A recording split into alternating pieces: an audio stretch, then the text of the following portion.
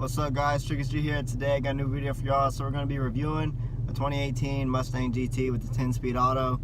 My homie's just pulling up right now.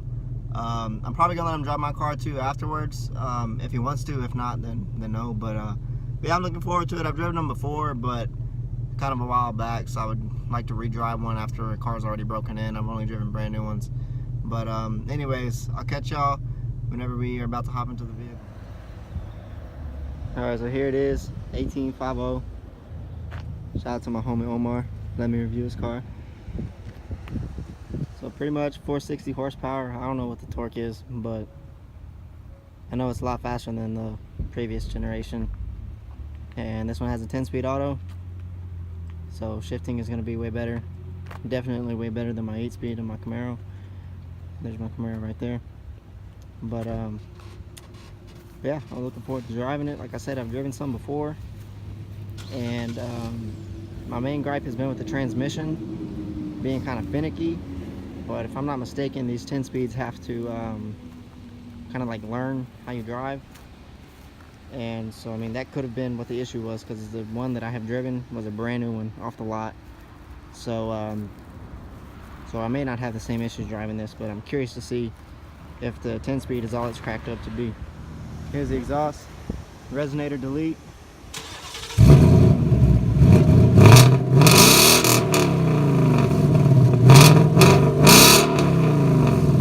Pretty loud.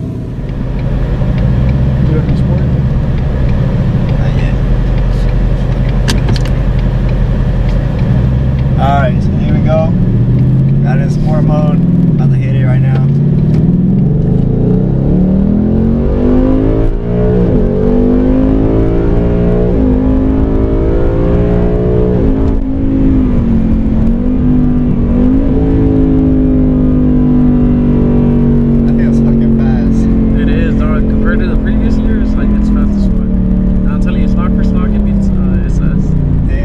That felt really fast, like, bro. Yeah.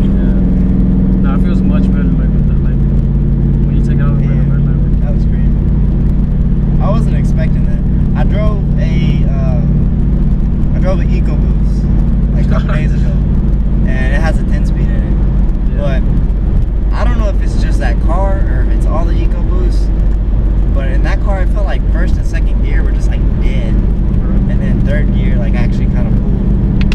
Or it felt like it's turbo though, you know? Yeah. But nah, this thing feels fucking fast though. There's no doubt about it. Man, I'm doing a wider wheel setup. Yeah, you felt that little spin, right? No, I had traction control on, but I'm sure it probably cut a decent amount of power. Yeah, on 20s, like I spin. Yeah, this car has like 235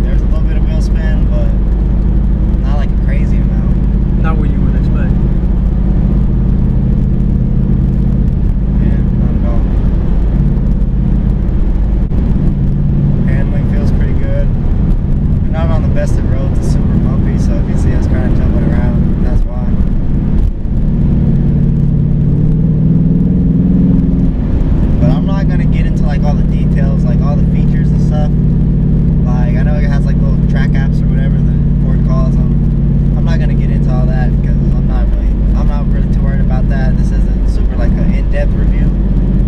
I'm just kind of giving the driving perspective of this car, like as far as like performance and stuff. Honestly, that's pretty much all I care about. That's just how fast something is and how good it feels when you're driving it. But yeah, it feels good, handles good. Honestly, I think the Camaro is a little bit stiffer suspension, so a little bit, I guess you could say rougher, but at the same time more planted on curves. But it's not like a drastic difference. Like it's not like this suspension is too soft or anything like that. But I do think it's a little bit softer than on the Camaro.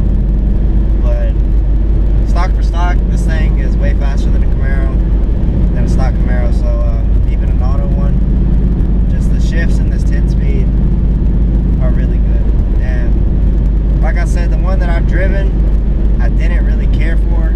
It was straight off the showroom floor, so I think that's kind of why it was having issues. But I remember one time I had it in sport. I just floored it, and I don't remember if I was in first or second gear, but basically it hit redline and wouldn't shift. And it was in like drive, I think. Drive or sport, where it was shifting itself. I wasn't using the paddles. And yeah, basically the car didn't want to shift at all. So I was just like, what the fuck is going on? But I think that was just kind of the transmission needing to learn. It's like I said, it was straight off the showroom floor. So I mean, at least this one has miles under its belt. So I mean, the transmission should get how the owner drives and know like what it needs to do as far as when you get on it and how you get on it. Shit is better than me. I like to try this place. Yeah, that day that we ran though, I mean, I didn't get you by like a crazy amount. I mean, the day after that day when we met at like the Cavender's meet or whatever, we hit Mopac. Nah, you pulled on me. Bro. Yeah. I mean, I'm telling you, the 85 makes a big difference. I mean, and you got pretty much full board time. Well, besides like the manifold at that time. Yeah, that's the only thing I didn't have. But shit, all that shit you had. Yeah, we ran before I got the manifold, but I mean, I was still 85 headers intake, full exhaust. So I mean, I got him. He says by a decent amount. I don't really remember how much it was, but if anyone out there has like a full bolt-ons 18 with a 10-speed, or even a manual one, if it's full bolt-ons, hit me up. I want to run. You should get me, because these things have been making really impressive numbers with bolt-ons. Just the 85 alone, they're making pretty good numbers. So if you have an 18 and you have bolt-ons already or modifications and you want to run, hit me up on Instagram at slow_LT1, and then we'll set up a time to run. And yeah, because I'm just curious. Like I don't care if I lose. You know what I mean? That's not a big deal to me. But I want to see how fast these bolt-on 18s are. But I mean, stock, they're super fast, faster than what I was expecting. I mean, there's been people running them, stock ones at the track, and setting really good times. So I mean, that just goes to show you that this is a really good platform to start with. I mean, same with the Camaro. Pretty much all the muscle cars, except for Dodge. Honestly, like, don't get me wrong, I like Dodge, but it seems like too many Dodge people, especially like the RTs and Scat Packs, it seems like once they start doing like cam and anything more than that, Pro Charge or stuff like that, then they start like blowing their stuff up.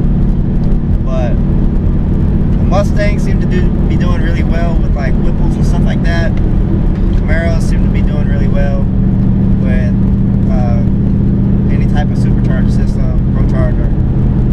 So I mean, as far as the Mustang and Camaros go, they're really good as far as I guess the amount of power that you can push on stock components.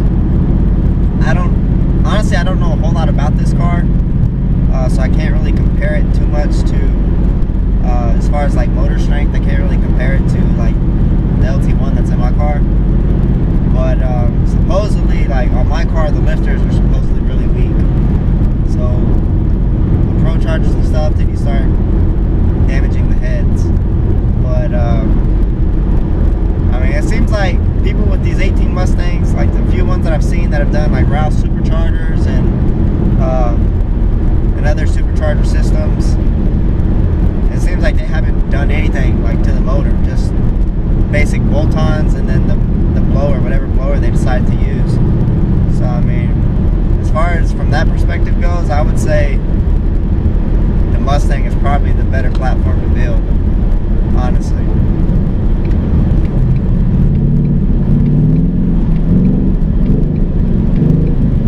This ain't downshifts quick. Yeah.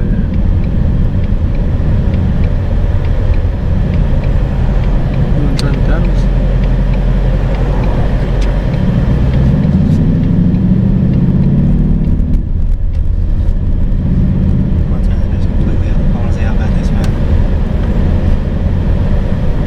So we got traction control completely off. We're gonna go ahead and put it in this. Oh, it is in sport.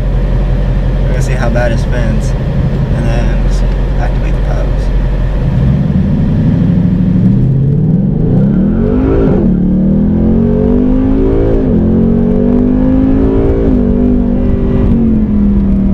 Yeah, paddle response is really good, especially compared to my car. That was really good. And this thing really doesn't spin that much. For the size. Like, my fucking mind is blown. 235s, traction control completely off, spun a little bit in first. Spun a little bit in first, but I mean, really not that much.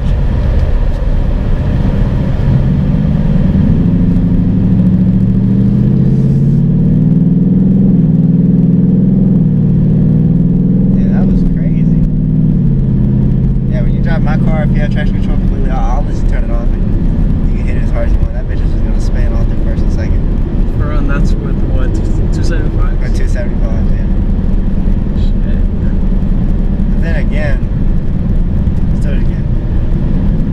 See, it's already off. But I'm just gonna keep it floored this time. If I just keep it floored on mine, it'll spin through first, second, and third.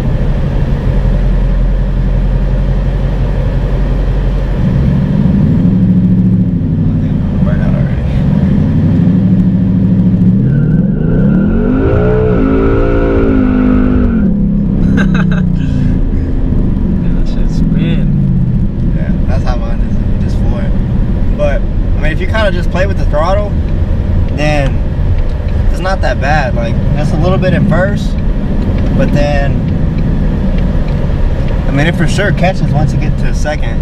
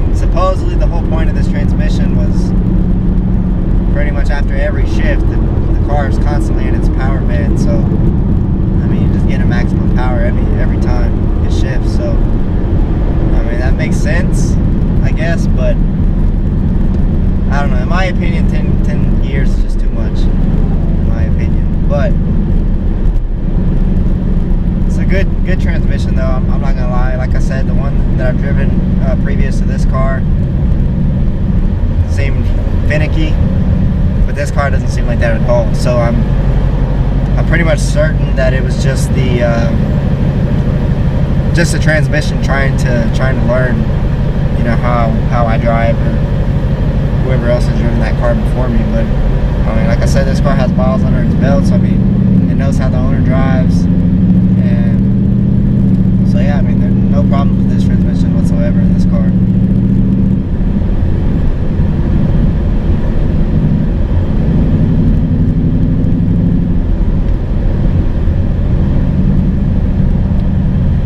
Yeah, that's pretty much gonna wrap it up though for this video.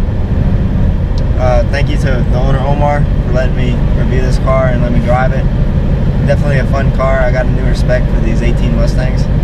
And if you like this video, please give it a thumbs up. Also subscribe if you're new to the channel. I'll catch you on the next one.